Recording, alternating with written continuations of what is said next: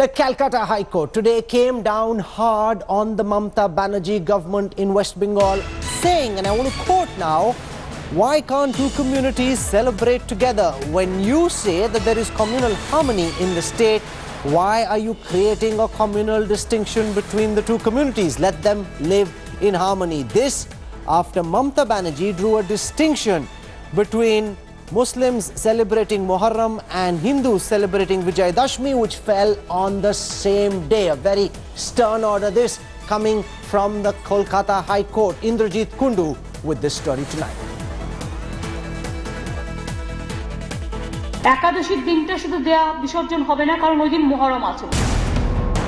A big embarrassment for the Mamata Banerjee government amid the raging row over the clash of timing of Durga idol immersion and Tazia possession.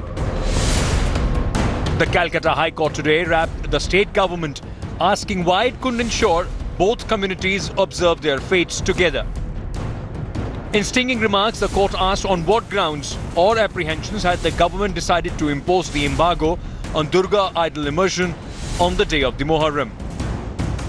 The Calcutta High Court stated that the state government's decision to announce restrictions on Durga idol immersion was not based on any empirical data, and it was mostly an apprehension based on presumptions. It also stated that such an order from the state government would only create further rift between the two communities. And therefore, at this point in time, just a day before the crucial verdict, the Mamata Banerjee government is clearly on loose turf. The controversy erupted with Chief Minister announcing the idol immersion will not be allowed after 6 p.m. on September 30th and order complete ban on immersion on October 1st because of Muharram. শুধু একদিনই দেওয়া যাবে না, সেটা হচ্ছে পয়লা October একাদশীর দিন। একাদশীর দিন এমনিতে আমরা বিসর্জন দিতেও চাই না অনেক সময়। একাদশীর দিনটা শুধু দেয়া বিসর্জন হবে না, কারণ ওই দিন মুহররম আছে বলে। The announcement met with protests from the BJP inviting pleas against the move in the Calcutta High Court, citing the order is an attempt to polarize the people.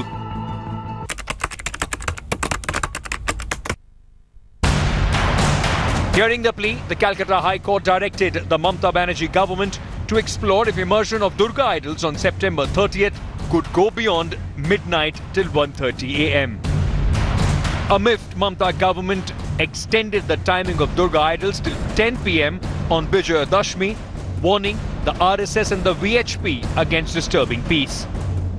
Now all eyes are on the High Court, expected to pronounce a final verdict tomorrow. Will it be a repeat of last year, when similar order was struck down by the court? With Indrajit Kundu, Bureau Report, India Today.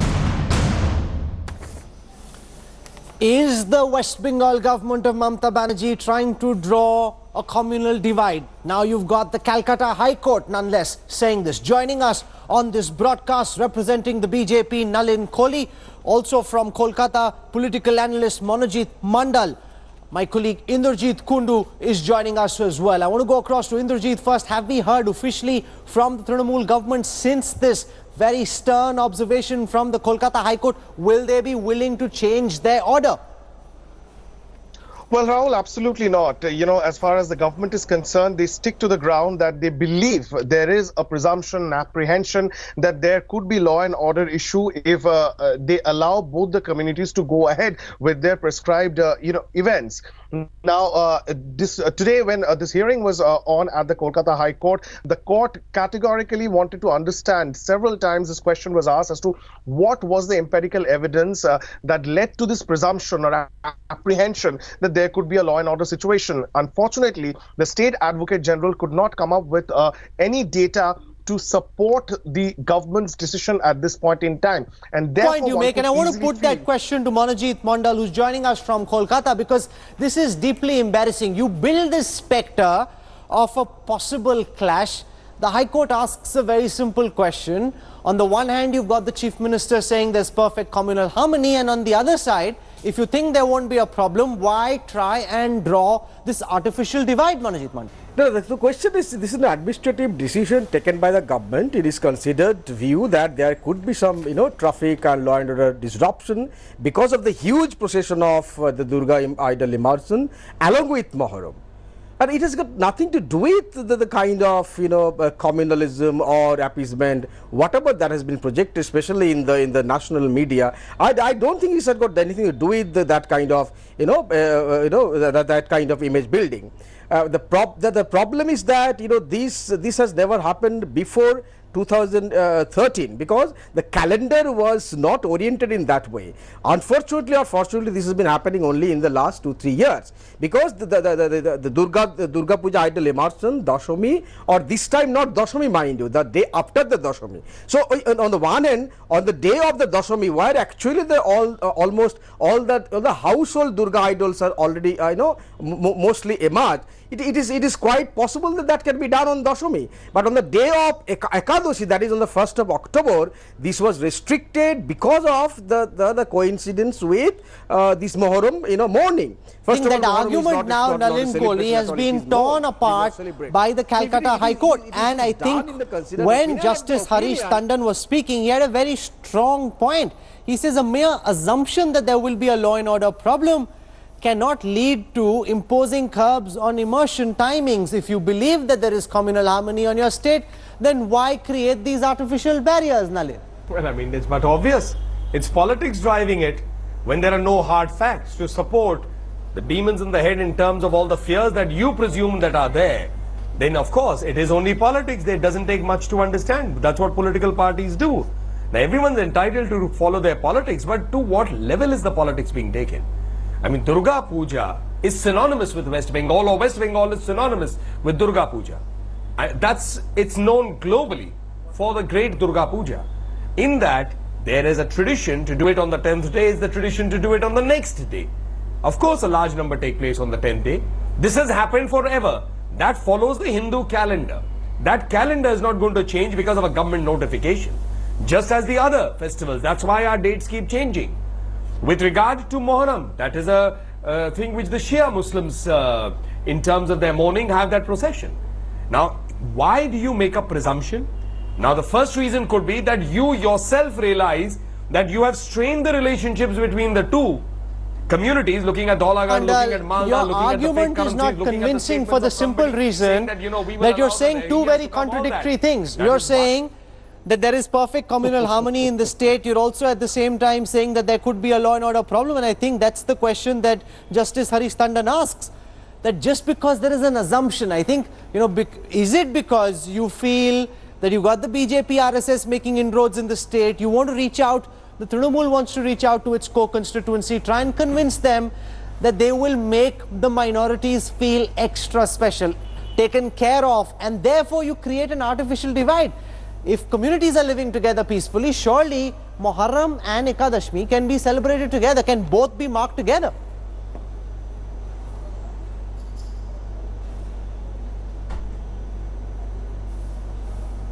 You're asking me? Yes, I am, Mr. Mandal. Is this for me? Yes, absolutely it is. Yeah, but if considering the huge procession of Durga idol immersions, I'm not sure whether you have experienced this kind of procession in Kolkata or not. This is huge. There are around 40,000 idols, at least 40,000 idols are immersed on the particular day.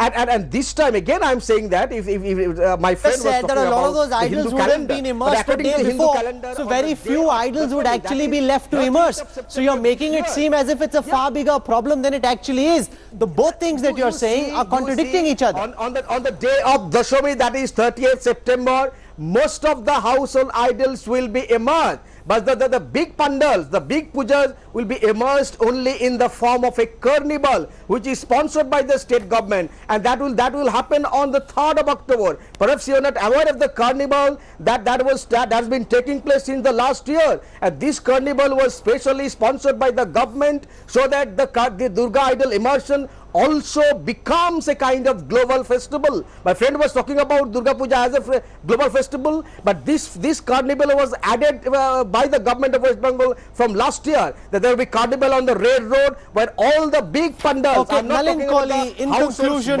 do you buy this argument that this is a law and order problem and certain things must be left to the state government, and that the BJP also is trying to use this to its political advantage by making it out to be a big issue if for a few hours while the Muharram processions are underway, if the immersions don't happen, it's no big deal. That's the message that the Trinamool wants to send out. Let me reverse the argument. First of all, everyone acknowledges that Durga Puja is the biggest festival of West Bengal. 40,000 idols, etc. So millions of people all over West Bengal celebrating it. Muharram per se is for a few hours. So now let me turn the reverse. How would it be in terms of those who are following Durga Puja to feel that you are holding up their own identity of religious practice, their culture, their customs, for what reason? If there is a fear of some kind of community problem, who are the best to do it but the community leaders? And they'll find a solution. Because obviously, those who take out the Muharram procession also live in West Bengal and know that Durga Puja for thousands of years is celebrated in this manner. Okay, they are Bengalis also in that manner. I'm going to leave it there. You've heard Durga, both sides. As always on the newsroom, we don't take sides. We don't tell you what to think. We leave it to our viewers to decide whether they believe that the Trinamool government is trying to do minority appeasement. The Calcutta High Court coming down very hard today. Let's see if the Trinamool Mamata Banerjee is forced now to reverse its decision. Manojit Mandal, Nalin Kohli for joining me on part 1 of the newsroom tonight. Thank you very much. I quickly want to move to part 2 of our broadcast. A big blow to the plans that EPS and OPS in Tamil Nadu had of trying to get the 18 TTV Dinakaran MLAs suspended. The High Court today came out and said that they cannot be suspended, there must not be any fresh elections, and that there can be no trust vote on the floor of the House, which essentially means that it's back to turmoil Nadu once again. The one hope that the warring factions that have now come together of OPS and EPS had of being able to get Tamil Nadu back on the governance track, for the time being, the High Court has put a big red light. Here's the story. A high-stakes court battle, months of wrangling, but no end to the political stalemate in turmoil Nadu. Today's Madras High Court ruling indefinitely delaying floor test just adds more uncertainty to the state witnessing turmoil since Jayalalitha's death. The court ordered that a floor test should not be conducted in Tamil Nadu Assembly until further orders. The EPS camp, which gets more time to shore up its number, termed it a win. I can say we are very happy with the order because it was consented by us, because as far as we are concerned, the disqualification right now stands. There is no stay of the disqualification. So there is no present proposal to conduct a floor test. And apart from that, the order of the Speaker has not been stayed. And the disqualification continues till further hearing. There will not be a floor test. The High Court, which was hearing on a plea challenging disqualification of 18 rebel lawmakers, refused to stay Tamil Nadu Speaker P. Dhanapal's order, but it barred bypolls in the seats of the disqualified lawmakers. As of now, it's more than a victory, because we have challenged only the order of the Speaker, whereas the court has even gone beyond the reason that, stating that Election Commission of India is being directed to hold the post, not as vacant. So it is a victory for the 18 MLAs. This is a victory for the democracy in the state of Tamil Nadu, in the sense that the government wanted to ensure that these 18 MLAs are disqualified and then go ahead with the floor test, and that effort, that action has been put a full stop to. The court has clearly said until and otherwise the disqualification petitions are disposed of. The disqualification of 18 MLAs has come as a boost to the EPS camp, which now enjoys a crucial majority, with the halfway mark coming down sharply. This order of the Madras High Court gives more time for EPS and TTV to consolidate their own respective MLAs. At the same time, this will also give them time to formulate a compromise strategy as well. We had seen that in the Trichy rally, TTV Dinakaran had sharpened his attack against the DMK. But today, it was seen that both the TTV as well as DMK's factions were rejoicing at the court order. It's only a matter of time before which we will know when the political turmoil in Tamil Nadu will come to an end. When political rivals interpret the High Court ruling to their advantage, the people of Tamil Nadu are yet to get a breather. from the big political stalemate which has brought governance to a virtual standstill. With Akshaya and Pramod, Bureau Report, India Today.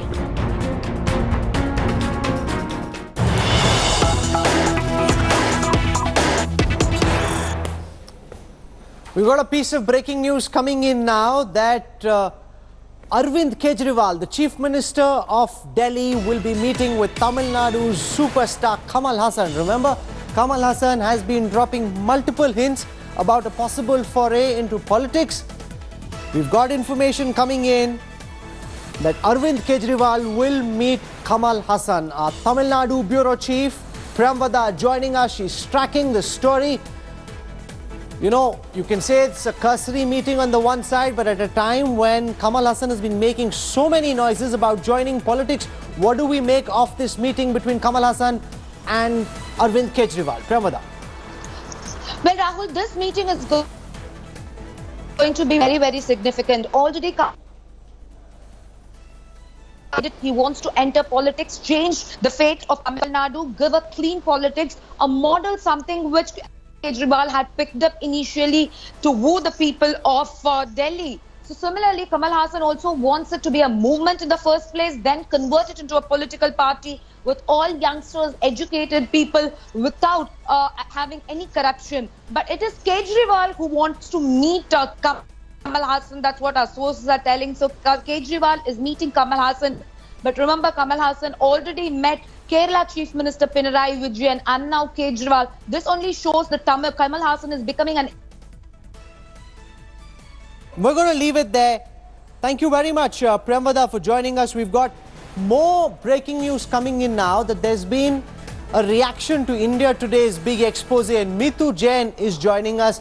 Remember our broadcast in which we showed how an attempt was being made to try and rig seats after the courts came out and gave a very stern order on medical colleges. Now, some judges being probed as well. The CBI extending the scope of its probe on the back of this big India Today investigation, Neetu. Rahul, one judge, a retired judge of the Orissa High Court, Justice Kudusi, has been, a case has been filed against him, an FIR and a regular case has been filed against him. The point is Justice Kudusi had told this particular medical college, that is GCRG Medical College, which is located in Lucknow, he had told him that he is going to help them regularize their problems, and which is why he also said that he got another tout as a guy called Vishwanath Agarwal. These two people were supposed to help this college regularize their problems in the Supreme Court. They said, we will settle the matter, quote unquote, in the Supreme Court, and that's very interesting. So essentially, what were these judges up to? The other interesting thing is that this Justice Kudusi actually advised them to remove this case, withdraw the petition from the Supreme Court and go to the Allahabad High Court. And the Allahabad High Court, in defiance of what the Supreme Court was doing, actually passed a favourable order in favour of this medical college. So here is a complete anarchy where the Supreme Court and where the legal profession is concerned. And this Operation Munna Bhai continuing to have this big fallout now going all the way to Orissa. Thank you very much, Meetu, for joining us with that breaking news. We're slipping into a quick break right now. When we come back, the big media ethics debate. There are people who are breaking the windows. There are Trishuls all around. When that happens, he claims his car came under attack while covering the 2002 Gujarat riots. And we came out 50 meters from his residence. We are stopped. Suddenly our ambassador car is stopped and there are people who are breaking the windows with Trishuls. The incident is absolutely true. Except this didn't happen with Arnab Goswami at all. Talk about secularism. I have seen hate from up close. And I know that group of people could have killed him. My first reaction was a mix of amusement and astonishment because it seemed like someone was pulling out a very good act. I don't remember seeing him at all in Gujarat at that time, but no, he wasn't there. I mean, when that happens, we are all told to release that. Arnab's bombastic claims busted by those who were actually on the ground. Should Arnab Goswami apologize for having lied about being attacked while covering the Gujarat riots?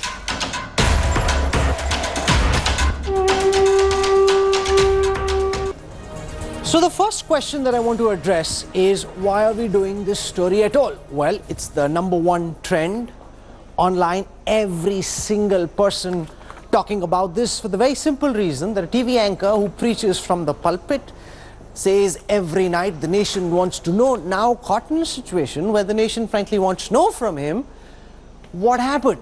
Because here you've got, and I'll just play that out for you from Assam, where Arnab Goswami is claiming that he got attacked just 50 meters off then Chief Minister Narendra Modi's residence in Gujarat while supposedly covering the Gujarat riots. Now, multiple people who were actually covering the Gujarat riots say that he came very briefly, well after the violence had subsided, and that no such thing happened with him. In fact, we spoke, and I'll play those reactions out for you in just a moment, to video journalists who were with the organization at the time that this incident took place. And remember, Rajdeep Sardesai, in his book published after the 2014 elections, describes at length what exactly happens. Every single thing, or most of what Arnab says is true, except that it didn't happen with him. It actually happened with another journalist. So Arnab, the nation wants to know, now that you've been caught out, will you apologize? Here's the story.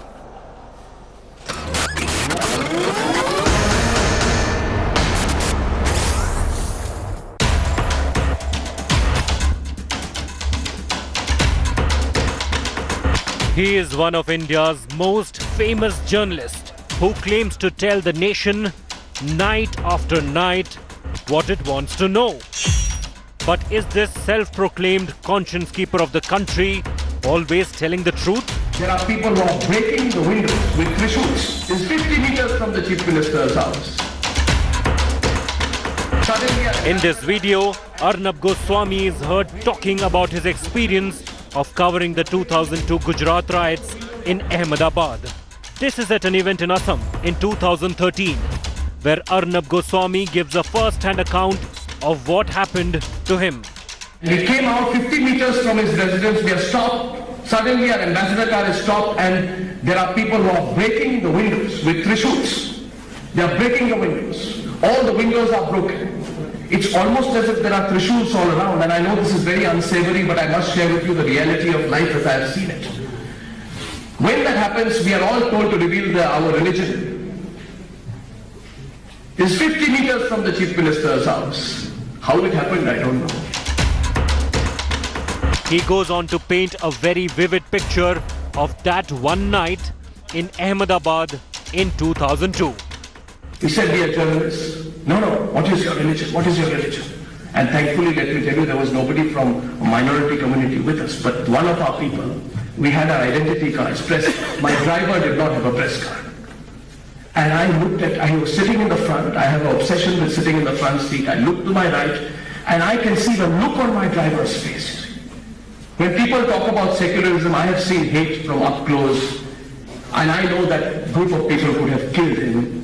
He had a tattoo, he put a hairam or something on his, like, it's not a tattoo, it's actually just the imprint that you put, which stays with you. He showed that and we walked out.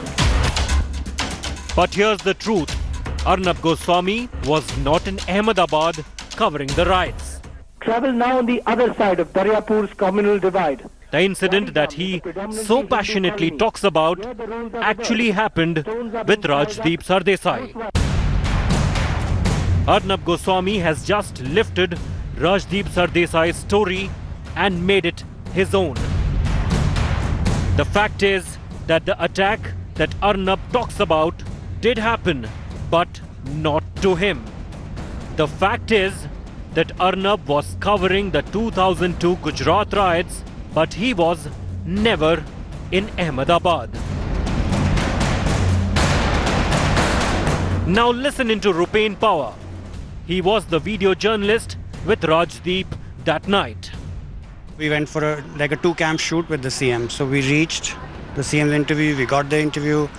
We finished around 10:30, 11. I think it was late night. And as we left the house of the CM and we were on our way out, about 2 to 3 kilometers out of the house, we were attacked by a huge mob, like there were 300 people for sure. Rajdeep was sitting in the front seat, Gaurav and Nattu, who was the assistant, and me and the driver. There was 5 of us. So Rajdeep was in the front seat and he was trying to tell them that we were all, I mean, it was in seconds, you know, you could just die in seconds. Arnab and Rupen's versions are strikingly similar. There is only one crucial difference. We had our identity cards pressed. My driver did not have a press card. And I was sitting in the front. I have an obsession with sitting in the front seat. I looked to my right and I can see the look on my driver's face. When people talk about secularism, I have seen hate from up close. And I know that group of people could have killed him. I don't remember seeing him at all in Gujarat at that time, but no, he wasn't there. I mean, as far as I remember, I don't remember seeing him. This incident happened with Rajdeep post the CM's interview, and it was a two-cam setup, and we were 5 of us in all who went for this. Even reporters who were there in Ahmedabad the night say they were attacked by a mob have all busted Arnab's lies. Gaurav Dwivedi was with Rajdeep in the car with him. So was Sanjeev Singh, who also says that Arnab wasn't in Gujarat when the incident took place. Nalin Mehta, who was also reporting on the 2002 riots, he too says Arnab is lying. Maya Mirchandani, another former NDTV journalist, too confirms that Arnab was actually in Delhi. The mask of lies has now been ripped off, and as Arnab Goswami came under fire, he sent his current employees to come to his defense. This is a tweet by Republic correspondent Prema Sridevi, who claims that Arnab and Rajdeep were covering the 2002 riots together. But even this defense is based on a lie.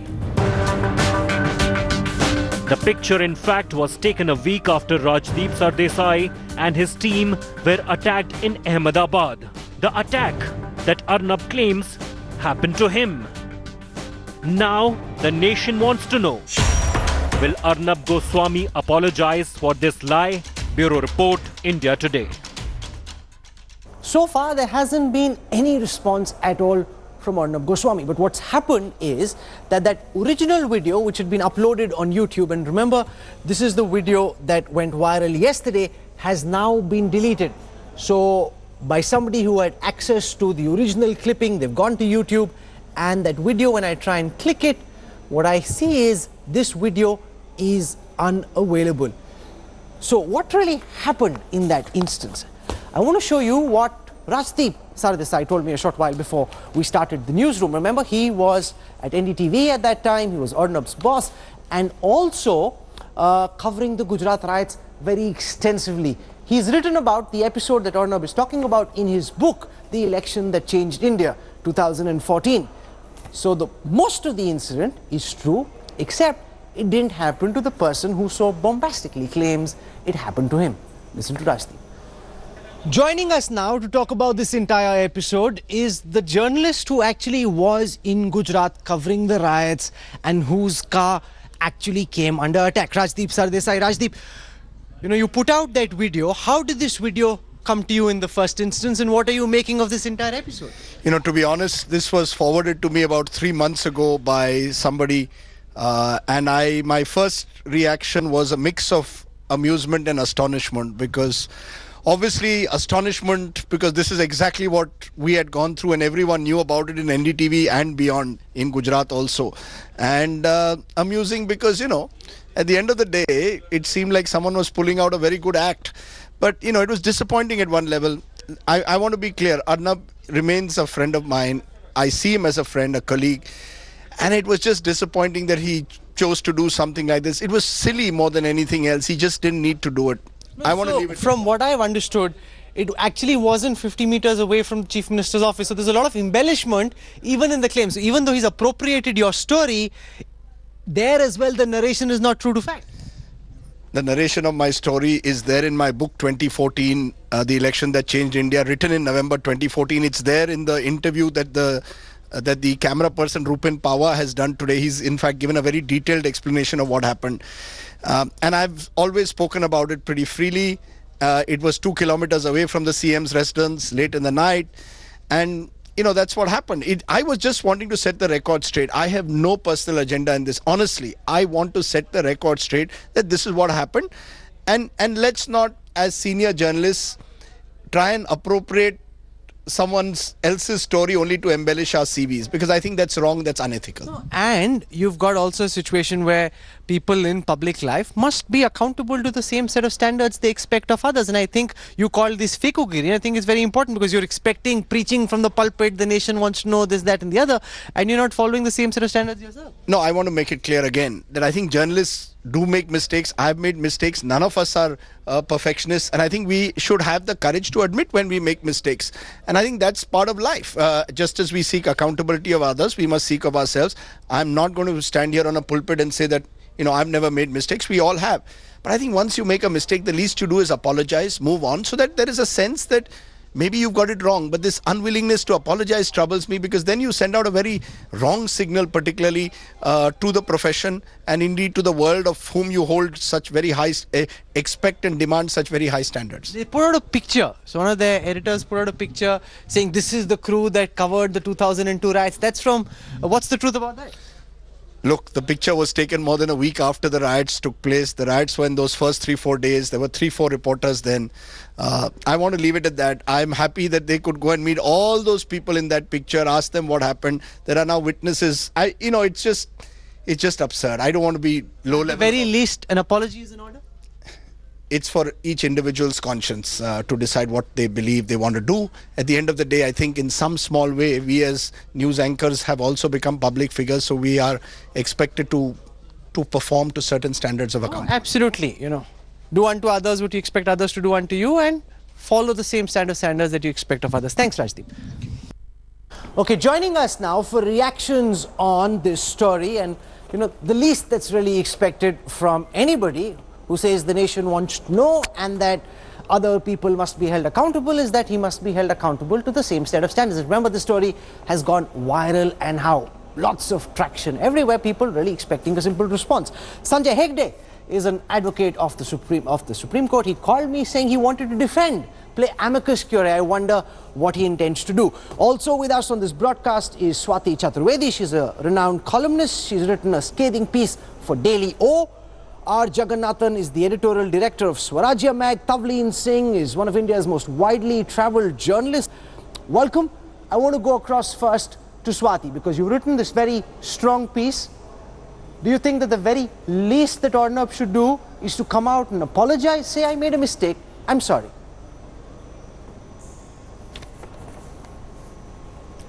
Rahul, I think first of all, it's very brave of you to have this debate, because everybody's kind of shying away from it.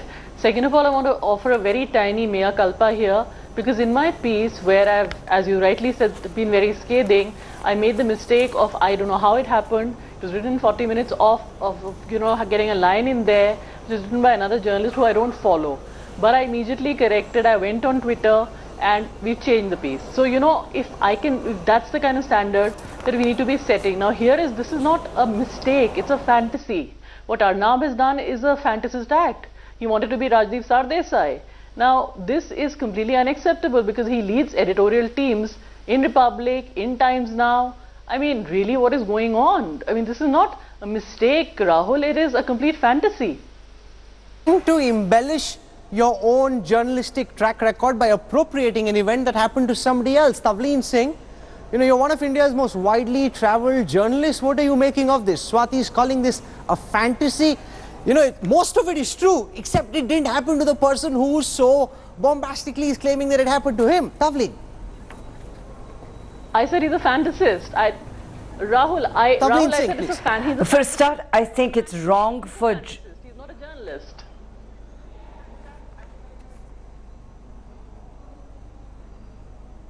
Tavleen?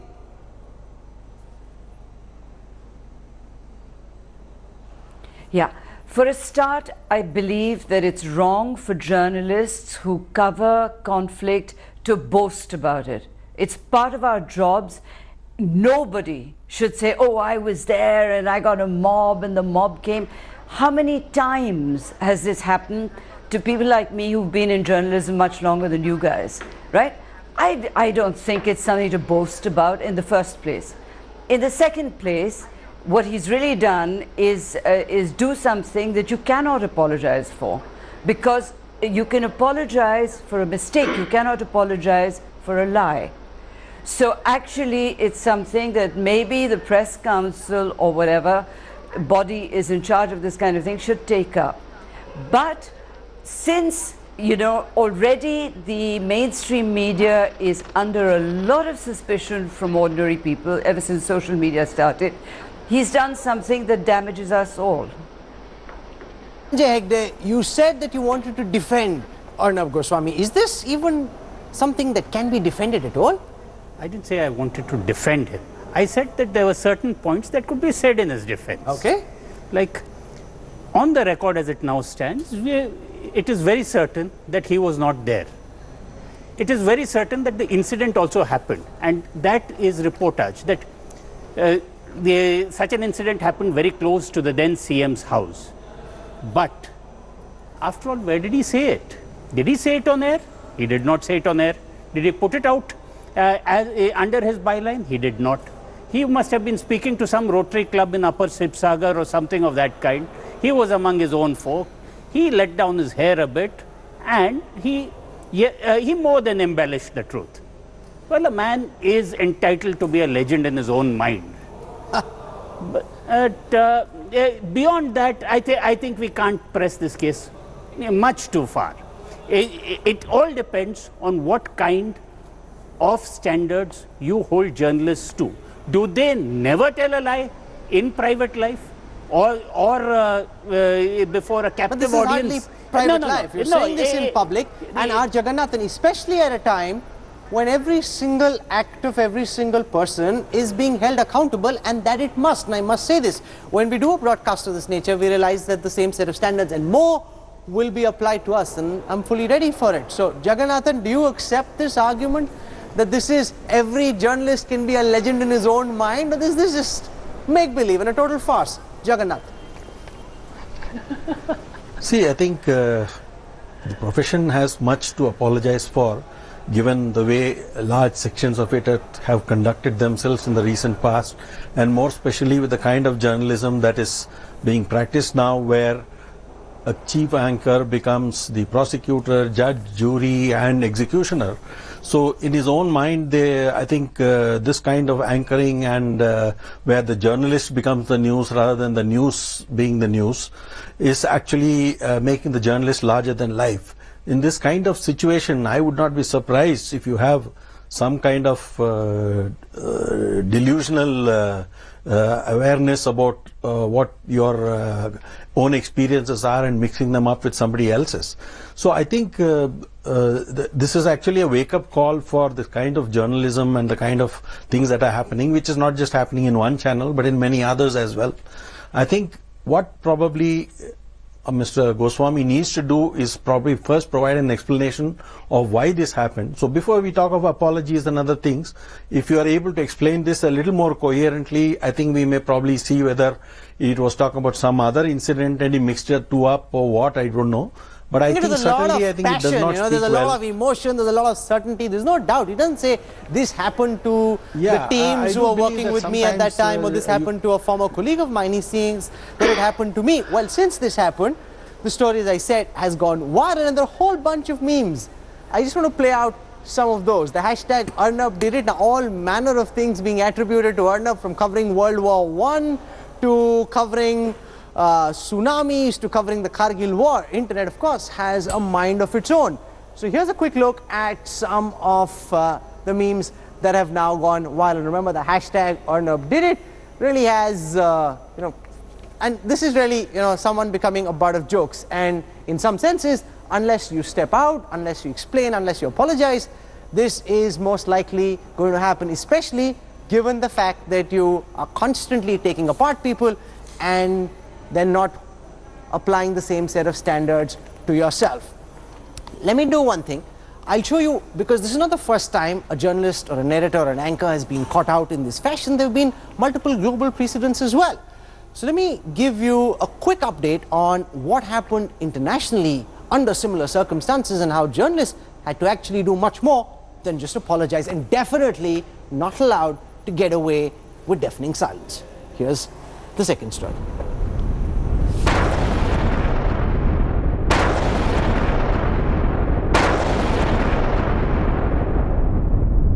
Radio traffic makes clear this routine mission is running into trouble.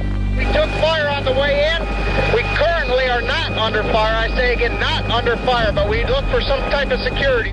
In 2003, American TV network's Brian Williams became a star as he reported from Iraq. He reported from mid-air as 3 US Chinook helicopters came under fire from Iraqi forces. Suddenly, without knowing why, we learn we've been ordered to land in the desert. On the ground, we learned the Chinook ahead of us was almost blown out of the sky. That hole was made by a rocket-propelled grenade, or RPG. We were in some helicopters. After he came back, Williams altered the version a little bit. While his report claimed that the helicopter ahead of him had come under attack, on David Letterman's show, the star anchor claimed that the Chinook that he was in was fired upon. 2 of our 4 helicopters were hit by ground fire, including the one I was in. No kidding. RPG and AK-47. We did. We landed very quickly and hard, and we put down, and we were stuck. Please welcome Command Sergeant Major Tim Turpak and Brian Williams. In fact, he was even felicitated with a US military veteran during a basketball game at Madison Square in New York. During the Iraq invasion, U.S. Army Command Sergeant Major Tim Turpak was responsible for the safety of Brian Williams and his NBC News team after their Chinook helicopter was hit and crippled by enemy fire. After the story aired, some US veterans took to social media to complain, forcing Brian Williams to apologize. I made a mistake in recalling the events of 12 years ago. I want to apologize. I said I was traveling in an aircraft that was hit by RPG fire. I was instead in a following aircraft. We all landed after the ground fire incident and spent 2 harrowing nights in a sandstorm in the Iraq desert. Williams, in fact, was suspended by American TV network NBC for 6 months over his false story. But Williams isn't the only international journalist who paid the price for his fabricating the truth. In 2012, CNN's Fareed Zakaria was briefly suspended after acknowledging that some part of his columns were plagiarized. In 2011, 4 Australian journalists working with Channel 9 were sacked for faking reports about the search of a murdered teenager. And in 1981, the Post fired Janet Cook, the reporter who fabricated an article about an 8-year-old heroin addict after her work was exposed as fraud. Cook has not worked for a news organization since. Now an Indian news editor has been caught lying.